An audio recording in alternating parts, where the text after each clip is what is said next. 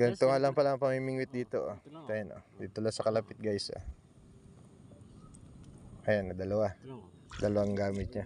Tsaka, ito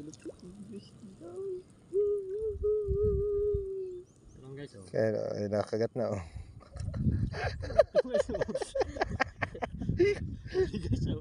Ito guys, oh, guys, oh. Ayun oh, guys oh. Ayun oh. Ito kung dami ng isda guys, oh. Tingnan nyo guys oh, nagalaw yun na yung ano oh. Guys oh, Oh. ganito katakaw ang isda dito oh. Ayun guys, oh, walang pain yan ha. Hmm. Ayan. Walang pain, walang huli pala. Ito. Tama na ano. Makagat eh. Ayun oh, tinatakbo na guys oh. Isa iyo, dali maganda sa iyo. Ayun guys, oh.